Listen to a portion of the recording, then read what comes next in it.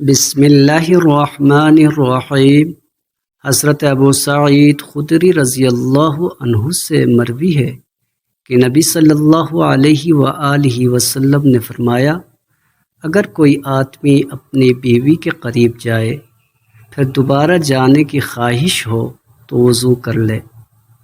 حضرت ابو سعید خدری رضی اللہ عنہ سے مروی ہے کہ نبی صلی اللہ علیہ وآلہ وسلم نے فرمایا، لغزش اور ٹھوکریں کھانے والا ہی بردبار بنتا ہے اور تجربہ کار آدمی ہی عقل مند ہوتا ہے۔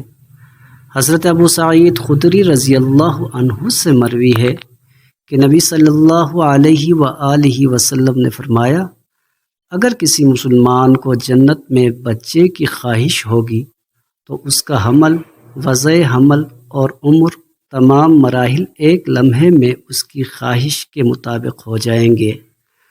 حضرت ابو سعید خدری رضی اللہ عنہ سے مروی ہے کہ ایک مرتبہ ہم لوگ نبی صلی اللہ علیہ وسلم کے ساتھ چلے جا رہے تھے کہ اچانک سامنے سے ایک شاعر اشعار پڑھتا ہوا آ گیا۔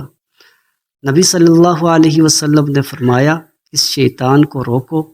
کسی آدمی کا پیٹ پیپ سے بھر جانا اشعار سے بھرنے کی نسبت زیادہ بہتر ہے۔